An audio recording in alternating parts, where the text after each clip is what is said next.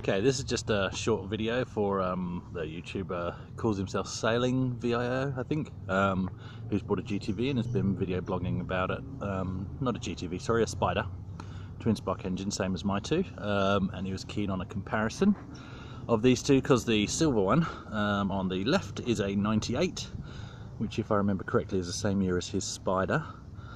These are both GTVs. And the one on the right is the black one is a 2002 GTV, both with the 4-cylinder twin spark. So we'll go the silver one first. So this I sort of bought on a whim, without knowing too much about them. Initially with the idea of passing it on to one of my kids, and then I kind of fell in love with it, which as we look over it, it will hopefully explain why that's a bit bizarre, because I've owned things like 350Z, Chrysler 300C V8, all those kind of things. This is just a little 4-cylinder 2-litre, and you know, it's a 1998 car. It's showing its age a little bit, although it has had a fresh lick of paint, and this will be one of the last videos I make of this little car, because obviously I bought the 2002 model now. This one has gone up for sale, somebody's given me a deposit, and therefore this weekend it will probably be getting taken away. It's not stock, this particular one, so it does have an aftermarket exhaust, which has quite a raspy note. Actually sounds quite exotic as you go through a tunnel. I hated it when I first got it, and I've grown to love it. It's like listening to the sound of the voice of one of your own kids. You get to know it, and you get familiar with it, whereas the new one is still a bit of an adopted child.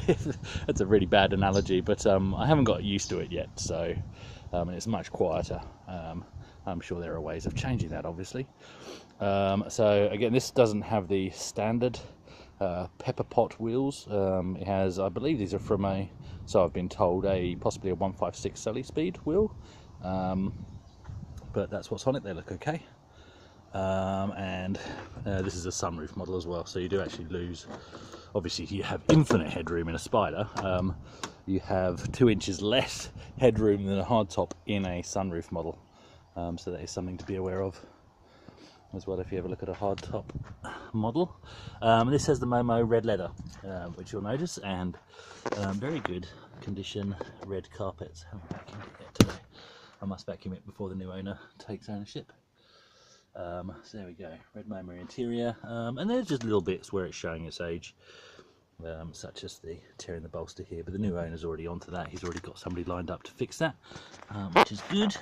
And I've also changed the gear shift, because the old one was all pitted, had bits missing out of it, so I've put just a SAS, but I really like this. I'm going to be getting a replacement gear shift for the new one as well, because I really like that type, but I'll probably get one of the replacement Alfa Romeo ones. They're a bit bigger with the Alfa Romeo logo on the top, but metal again, probably black metal to go with the rest of the car.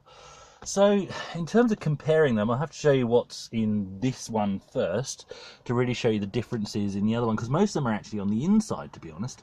They're both twin sparks, so the engines are pretty much identical. I think there's some subtle changes, but nothing I've really noticed performance wise. But the center console here, you can see it's sort of scalloped design here with the two sort of widescreen, if I can call them that, vents. That's how that works, and then the 2 round vents either end. That's how the dash is set up there. And down the middle, obviously you've got the gear boot area. This one's cracked here, and then you have this little jobby here, ashtray. Down the controls for the mirror, controls for the lights dipping, sunroof control for this particular one because it's a sunroof model, and then you've got this rather bizarre tray, which I've actually freshly painted the same colour as the rest because it was all scratched up, and I've put a felt bottom in there, which is what I've done there just to spice it up a bit. Other than that, that's what this one looks like on the inside. Obviously, again, those aren't standard speakers. Those are aftermarket speakers that somebody else put on before I purchased the car. But they match in. If anything, they're a little bit annoying because they kind of stick out into the footwell. But yeah, that's just personal preference thing. So there you go. I mean, that's the interior of this one. To drive, let me just sit in it a second. to drive this one, which I'm not going to do now, but because it's old, you just heard the way the door clunked then when I shut it, and little things like that. I'm going to die in here. It is so hot, but anyway, I'll be swift. It just feels raw, and I mean that in a good way. It just feels like it wants to be enjoyed, because of its age and the way it's, you know, probably where it was pulled apart for the respray, put back together again. Everything's just a little bit loose, and again, I don't mean that in a bad way. I just mean it just, you know, it likes to be driven, which is a good thing. And it just gives it character as a 98. And I say this with all honesty. We'll go and have a look at the 2002 in a minute, but part of me is still wondering if I'm actually selling the right car of the two. This is the one that's actually gone up for sale and is getting sold. And driving the other one, I have to say this with the door shut so it can't hear me, I'm not sure it's got the same character, even though they're the same car. And it's almost a lesson in beauty being skin deep, if you know what I mean. So let's go and have a look at the 2002 to compare.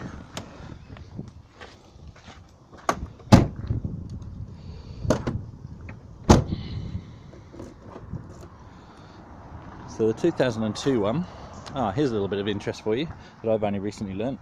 The 98 model would have had, it hasn't been put back on since it was obviously resprayed. If I was keeping the car, it's something I would do, but it would have the Pininfarina script, but only the script, because this car, being a 98 phase 1, would have been designed by Pininfarina, but built by Alfa Romeo. Now apparently, I can't remember what year it changed. I think sometime in 2000 or maybe later, but this is a 2002 model. This is the correct badge for this model, 2002 anyway.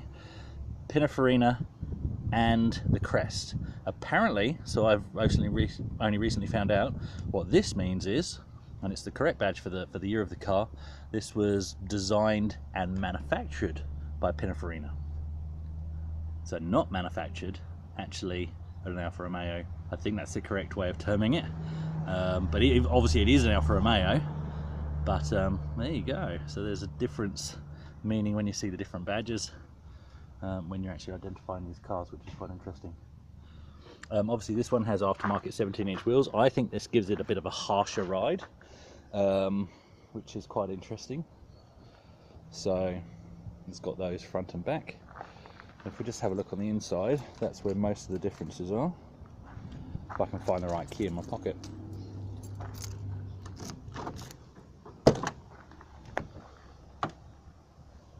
So this one is not actually leather, but this one is cloth.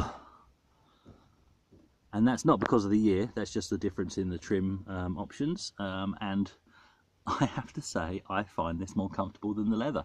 It's not as hard to sit on, it's softer. It won't be as easy to keep clean, because obviously whether you just wipe clean and then keep it conditioned. That's kind of strobing with the grey there. But I actually find this a more pleasant interior, although I've grown to like the red leather over time. But the main thing is, it's just newer. Therefore it just feels a lot tighter, a lot cleaner. Let's have a sit in then. Totally different noise when the door thunks, newer versus older. And I do prefer this later dash, I have to say. And it's just a personal taste thing, but that to me just feels nicer, cleaner, more stylish. Not so sure about this, to be honest. And I do like the cowling of the gauges on the other one, although the gauges are in the same place. But I do like this flat fascia, and the silver, the bright silver. That I find is nice. Even though there's cloth interior, obviously they're still Alfa Romeo embossed, which is nice. And the difference is down the centre. Then, if you remember what the other one was like, most of the stuff's the same until you get here, and then. You've got a different one of these. I need to get a replacement one because the mechanism is broken, but you've got that in there. Came with free money, which is nice. And then controls here, obviously no sunroof control because there's no sunroof in this one, so that's fine. And then a lot more useful than in the on the 98 one, you actually have a cubby in there, Just bought some new interior lights for today because they were missing. And then you actually have, oh my god, it's a drink bottle holder for the people in the back, obviously. But that's something the 98 model did not have. So there you go. I think that really shows you the main difference. We'll go outside and have a walk around the black one because we didn't really do that before. But I think you can see why I kind of jumped. You have to be happy inside the car, and I have grown to love the raw age of the 98 model. But being inside this car is a different experience, and I love it for different reasons. It feels new, it feels nice, it feels tight. It's not without its problems. Obviously it needs that window doesn't work. Funnily enough, you buy a newer car, you get more problems. It's quite interesting. But that window doesn't work, the timing belt's due, and it's got a dugga noise. So I think one of the rims has got a slight ding in it, and I think one of the rotors is warped as well. So those are easy things to fix. Don't really worry about those kind of things. Whereas this one has been fairly trouble-free. But I had to do the timing belt. I had to get that done when I first bought that one as well.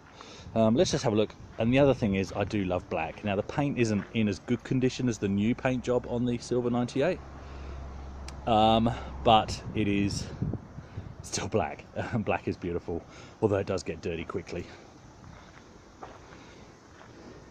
So there you go. And in terms of driving this one, it's just quieter, which, like I say, could be fixed. Quiet is good, unless you like to hear what the car is doing, in which case I think I'll just delete one of the mufflers. And the 17s, like I said, do give it a bit of a harsher ride, and I actually prefer the smooth ride of the 16-inch rims, funnily enough, to the harsher ride of the 17s. So it's quite interesting how your tastes change as maybe I'm getting old. One thing you may have noticed on the 98, I'll just point this out because this is, if we're comparing 98s to 2002s, there's some things that aren't right on this 98. So I'll just show you. One is the bottom bumper, the bottom of the bumper, the side skirts and the front bumper as well. They should actually be matte black. Whereas you can see when they resprayed it, they actually did it body spray, which is what they did on the later models as well. So it's not a bad cosmetic upgrade, but the car actually makes it look newer than it is, which is a nice touch. And the other thing that isn't quite right on this one is the front grille on the 98. This should be black in here, whereas again that's been painted body colour, which I was going to return this to original. I was going to respray it myself, but I just didn't get around to it, and I've grown to like it the way it is. So it's one of those things.